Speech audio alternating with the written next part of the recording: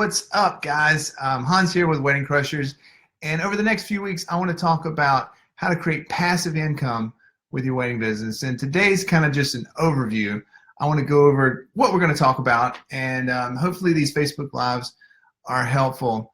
But first, let's just define what passive income is and what it means to me. A lot of people think that it's got to be a digital product like a download or some kind of information product sold online exclusively. And that's not true. Well, for me anyways, my definition is revenue you earn while you're not working. So just revenue you earn while you're not working.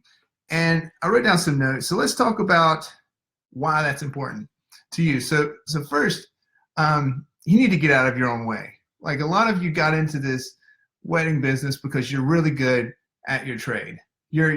For me, I was really into rocking crowds and that bride and groom experience on their wedding day, and that's what I was all about.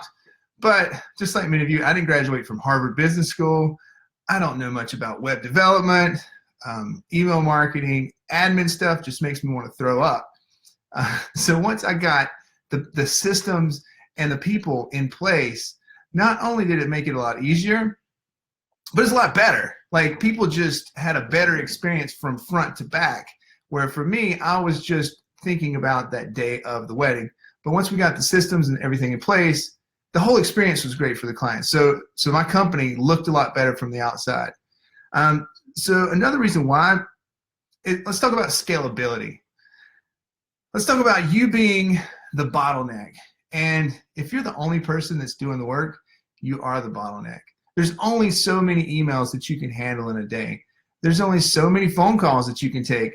And you know, there's only so many events you can do. Once you create passive income, or once you create passive income with your wedding business, there's no limit on your income.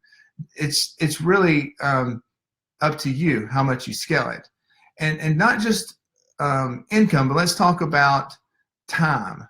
A lot of you, just like me, have passions and hobbies that you want to do. Some of it's sports. Maybe you're really into golf or snowboarding or ballroom dancing or jujitsu. I don't know what you're into, but just imagine how much more fulfilling life will be when you can spend the dedicated time that you really want on those skills.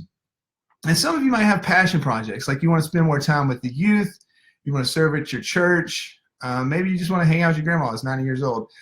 How many lives can you touch? How many lives can you be a part of if you just had the time? Think about that. And lastly, I want to talk about an exit plan. Do you have an exit plan? How are you going to retire? Do you have a sellable business? And if you're the only one that's doing the work, when the work stops, the income stops. I mean, it's pretty obvious. So I think that having passive income with your wedding business is not only going to set you up for the here and now, give you a little time here and now, but it's going to help you for many, many years to come.